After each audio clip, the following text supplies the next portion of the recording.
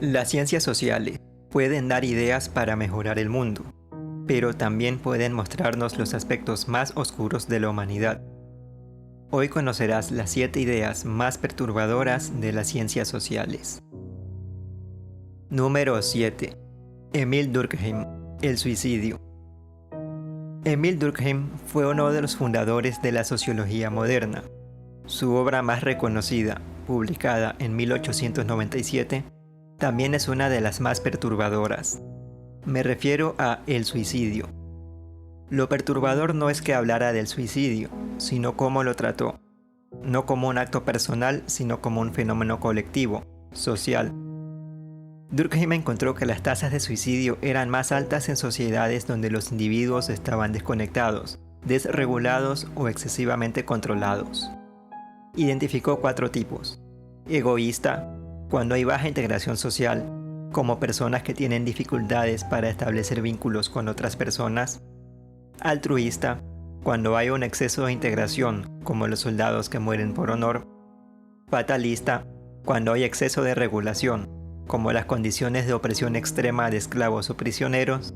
Y anómico, cuando existe una falta de regulación moral, sobre todo en momentos de crisis o cambio social abrupto donde las normas se rompen, como las crisis económicas, precariedad laboral y la cultura del rendimiento extremo, las cuales causan inseguridad existencial, pérdida de sentido y necesidad constante de validación externa. En resumen, esta obra sugiere que a veces el peso de la sociedad sobre el individuo es tan fuerte que lo empuja a la muerte.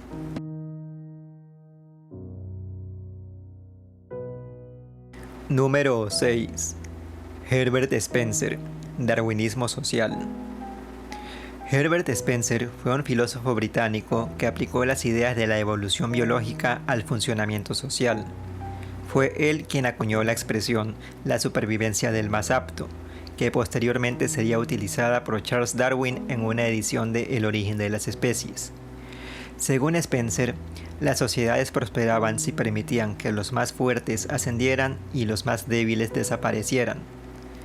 Las ideas de Spencer posteriormente influirían en movimientos como el liberalismo libertario y el fascismo, estos últimos teniendo una interpretación racista según la cual existirían razas superiores e inferiores. Aunque Spencer no fue directamente quien las ejecutó, sus ideas fueron posteriormente utilizadas para justificar el colonialismo, eugenesia estatal, leyes racistas y el Holocausto.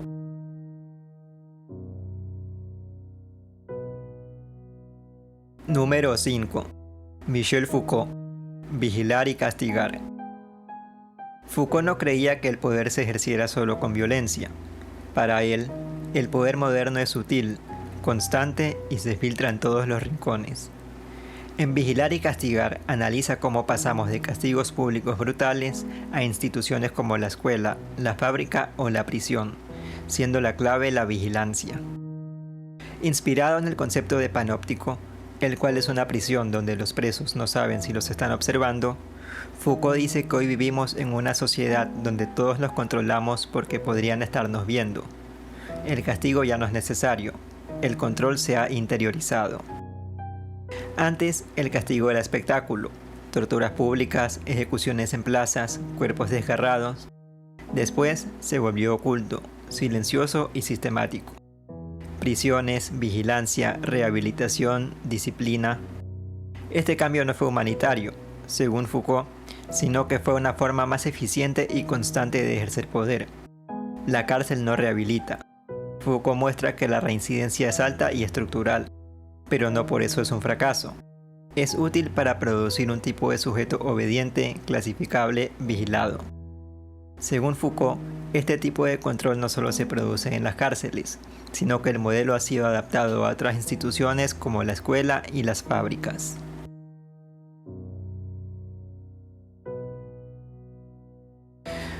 Número 4. Ron Jones, la tercera ola.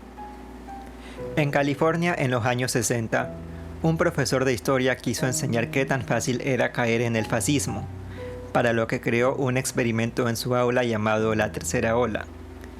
Ron Jones, profesor de historia, no logró responder satisfactoriamente a la pregunta de ¿Cómo pudo la gente en la Alemania nazi seguir a Hitler sin cuestionarlo? En lugar de explicarlo, decidió simularlo.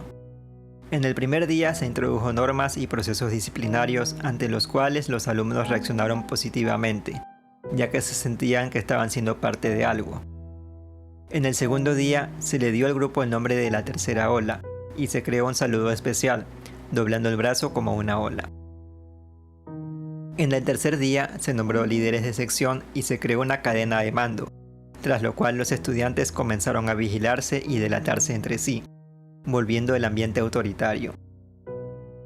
El cuarto día los alumnos empezaron a acosar a quienes no se sumaron al experimento, llevando a que Jones se preocupe por haber creado una microdictadura espontánea en una escuela secundaria. El quinto día, Jones les mostró a sus alumnos un video del ascenso nazi, diciéndoles que ellos no eran diferentes, ya que han replicado el fascismo en 5 días. Lo más perturbador fue que muchos alumnos adoraron la sensación de orden, unidad y superioridad. El experimento se salió de control tan rápido que el profesor tuvo que detenerlo antes de que se extendiera más allá del colegio. Número 3. Philip Zimbardo. El experimento de la cárcel de Stanford. En la Universidad de Stanford, el psicólogo Philip Zimbardo diseñó un experimento para estudiar la conducta en una prisión simulada. Asignó al azar a estudiantes como guardias o prisioneros. Lo que siguió fue una pesadilla. Los guardias comenzaron a humillar, encerrar, someter y torturar psicológicamente a los presos. Algunos estudiantes pidieron salir por trauma emocional. El experimento, que debía durar 2 semanas, fue cancelado en 6 días. Los primeros días los prisioneros no sabían cómo actuar, y los guardias parecían incómodos. Pero pronto los guardias comenzaron a afirmar su autoridad, obligando a los presos a hacer flexiones, imponer silencio y usar números en vez de nombres. Luego de entre 3 y 4 días, los guardias desarrollaron estrategias de humillación, como negar el acceso al baño, obligar a simular actos sexuales y aislar o desnudar a los rebeldes. Esto causó que los prisioneros comenzaran a romperse emocionalmente, lloraban, temblaban y unos sufrieron crisis nerviosas. Al 6º día, la investigadora externa, Christina Maslach, visitó las instalaciones para evaluar las condiciones de los participantes y al ver cómo se estaban comportando, confrontó a Zimbardo por las implicaciones éticas del experimento, haciendo que este fuera cancelado. La lección fue clara: no necesitas monstruos para cometer abusos, solo necesitas un rol y un sistema que lo permita.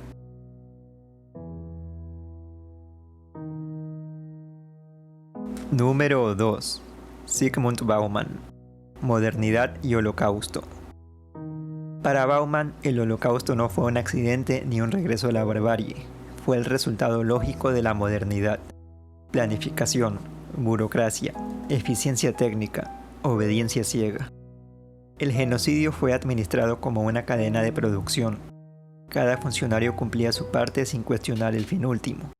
Esto hace que el Holocausto no sea un error irracional, sino una consecuencia de un sistema racional y obediente. Para Bauman, el motor del genocidio fue la burocracia. Cada agente cumplía su función sin ver el todo. Uno hacía listas, otro organizaba trenes, otro diseñaba cámaras de gas y otro firmaba papeles. Nadie necesitaba odiar a los judíos, solo cumplir su trabajo. En la Alemania nazi, el Holocausto fue tratado como un problema logístico a resolver de forma eficiente y el exterminio fue planificado como un proyecto técnico. Según Bauman, la modernidad promueve la fragmentación moral. Cada individuo se concentra en su tarea, mas no en el resultado ético global. Por esto, el horror se vuelve posible no por exceso de odio, sino por ausencia de pensamiento crítico.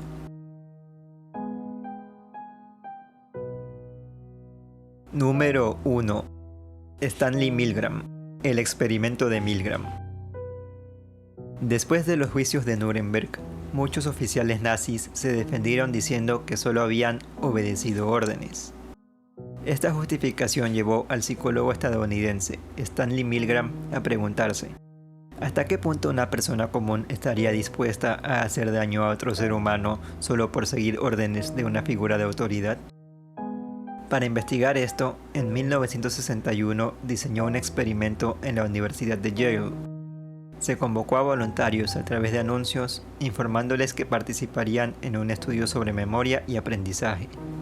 Al llegar, se les presentaba a otro supuesto participante, en realidad un actor que formaba parte del equipo, y se realizaba un sorteo falso de roles. Ambos papeles parecían asignarse al azar, pero en realidad el sujeto siempre terminaba siendo el maestro y el actor terminaba siendo el alumno. Se les explicó que el maestro debía leerle al alumno una serie de pares de palabras y luego hacerle preguntas.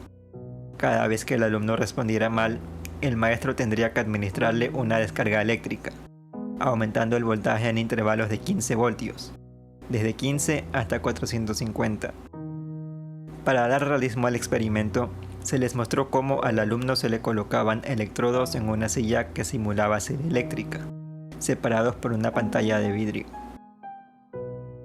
A ambos se les aplicó una descarga real de 45 voltios para que el maestro comprobara cómo se sentía. Además, se les advirtió que el experimento estaba siendo grabado. A medida que el maestro administraba las supuestas descargas por respuestas incorrectas, el alumno reaccionaba con quejidos, gritos grabados y súplicas para detener el experimento. Después de cierto punto, el alumno dejaba de responder por completo, simulando haber perdido el conocimiento o incluso haber muerto. Si en algún momento el maestro se mostraba incómodo o quería detenerse, el experimentador, que era una figura con bata blanca, respondía con frases preparadas como «Por favor, continúe. El experimento requiere que continúe. Es absolutamente esencial que continúe. Y no tiene otra opción. Debe seguir». Si el sujeto seguía resistiéndose después de las 4 frases, el experimento se detenía.